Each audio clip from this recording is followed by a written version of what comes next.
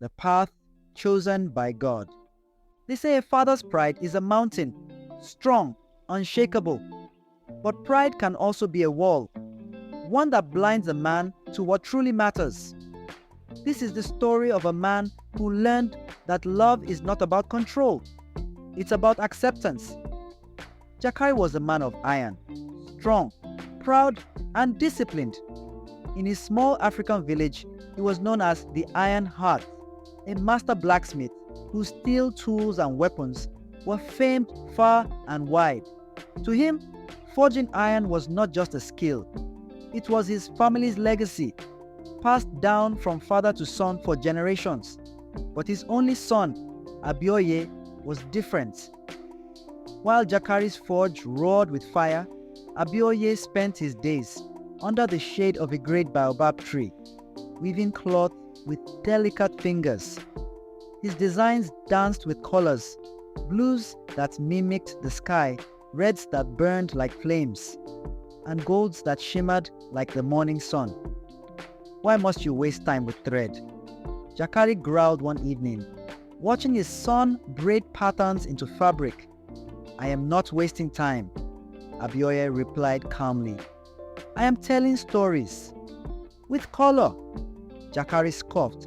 A man's hands are meant for shaping iron, not weaving like a woman. Jakari's frustration grew with each passing day. He began forcing Abioye to join him at the forge. Hold the hammer like this, Jakari barked, gripping his son's hand tightly. Sparks danced from the heated metal. Now strike! But when Abioye brought the hammer down, it landed awkwardly. The metal bent out of shape. Jakari's face twisted in anger. You will never be a man if you keep acting like this. I'm not acting, this is who I am, Abioye shot back. I'm just not like you. You dishonor me, Jakari roared. In a fit of rage, he grabbed one of Abioye's woven cloths, a beautiful piece adorned with symbols of peace and strength, and tossed it into the forge's flames. You have no place in my home if you won't carry on our legacy, Jakari spat. Leave! With a heavy heart, Abioye packed his belongings and walked away from the only home he'd ever known. Jakari wandered from village to village, trading his cloth for food and shelter. His fingers never stopped moving, weaving stories of love, strength, and courage.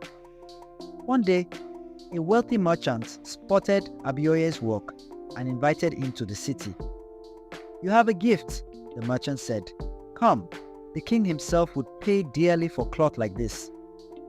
Abioye's work soon graced the shoulders of nobles, and whispers of his talent reached far beyond the city walls. Back in Jakari's village, disaster struck. A brutal drought dried the rivers, leaving Jakari without water to cool his forge. The once thriving iron trade collapsed. The village, once proud and prosperous, fell into hardship. Days turned to weeks. Weakened by hunger and despair, Jakari realized that his pride had cost him not only his son, but also his community. Then one evening, a royal messenger arrived carrying a gift, a magnificent cloth woven with symbols of strength, hope, and resilience. The king had declared that the weaver of this cloth would become his royal advisor. Jakari's heart stopped. He knew that stitching, the precision, the detail, it was Abioye's work. Jakari journeyed to the city, carrying nothing but regret. When he found Abioye in the palace, his son was dressed in fine robes, surrounded by admirers. Jakari knelt before him. My son, I was blind. I tried to make you something you are not, Jakari whispered. Forgive me.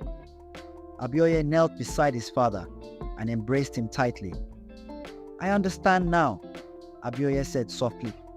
You only wanted what you thought was best, but God gave me different hands. Hands meant to weave stories, not shape iron. From that day forward, Jakari no longer judged his son by what he thought he should be, but by what he was meant to be. and loved him for who he was. Sometimes, love isn't about shaping others into our image.